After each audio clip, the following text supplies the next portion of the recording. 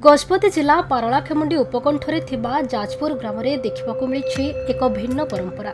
ग्राम देवती मां नाकेटी भवानी ठाकुराणी को यात्रा प्रति 5 वर्ष को थरे हुए। यात्रार एक सप्ताह पूर्वर उजुड़ी मां को पूजार्चना करा जाए। गाँव में मार्च 23 ठारू एप्रिल 1 पर्यंत ठाकुराणी को यात्रा हुए।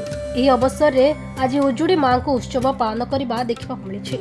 गाँ लोकों कहवा अनुसार उजुड़ी मां पूजार्चना पाई ग्रामर प्रत्येक घर रोषे हेबा प्रथम भात, रात्रिर तोराणी पानी और हलदी पानी आनी गाँव शेष मुंडरे थिबा 3 छकरे मां को मंदिर ठारे धूप दीप दे पूजार्चना करती।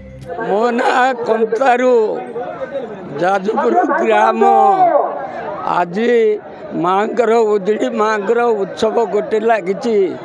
गोरु गाई मनुष्य आउ तोराणी भात धरिक उजुड़ी माँ को जाइकरी पूजा विधि करी से भात पूजा ठो नहीं गोरु गाई के सब बंधन करी पूजा विधि करी घुसरीटा को सीधे पूजा कर मारते। तापरे मनुष्य गोरु गाई गाधुआ करी घर को आसते।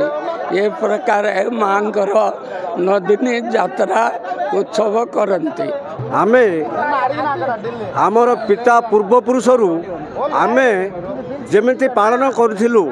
आमे प्रथमे आग भात तोराणी पानी बलद गोरु गाई नहीं आमे समस्ते मिसी माँ को प्रार्थना करने आ उजुड़ी माँ को प्रार्थना करने जाऊँ समस्ते।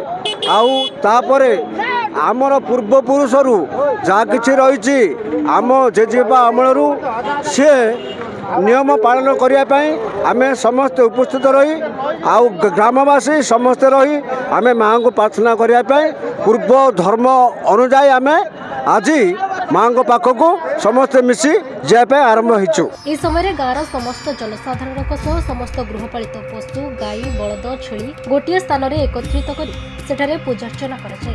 एही परंपरा बहु पुरातन पीढ़ी पर पीढ़ी यहाकू पालन करी आसुछंती। गाँ लोकों कहवा अनुसार एभली पूजार्चना फल माँ शांति हुंती गाँ को गोटे डोरी रे बांधी रखिथांती। फल गाँ भितर को ठाकुराणी यात्रा आरंभ शेष पर्यंत अन्य केही दुष्ट शक्ति प्रवेश करि परिबो नाही।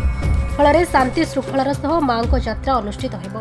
माँ निज घरू गाँवर अस्थायी मंडप को आसी गाँव में प्रत्येक दिन सकाळ संध्या गाँ परिक्रमा कर भक्तों दुख दूर करने सह गाँव को सुख शांति प्रदान करती। आज कार्यक्रम होची आमर प्रत्येक 5 वर्ष थरे ठाकुराणी यात्रा आमर माँ नाकेटी मानकर पर्व पालन हुए।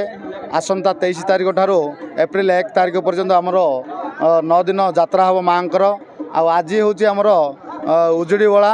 ये उजुड़ी बलार नियम होची परंपरा अच्छी आमर जहाँकि 7 दिन पूर्वर आम उजुड़ी माँ को पाखक समस्त माँ मौसी बापा भाई समस्त एकत्रित हो आम घर रात्रर प्रथम भात एवं हलदी पानी तोराणी आ जहाँकि छेली बलद समस्त मिसी आम उजुड़ी माँ को पाखक जाई शांतपूर्ण करी आ जहाँ आमर माँ को आज ही गाँ को प्रवेश आम करूँ। आ जो मैंने अच्छा आसी तांको आम बाहर करी संधि आज चिन्हट करूँ संधि बांधु। आज गजपति हेमंत प्रधान को रिपोर्ट खबर ओडिशा।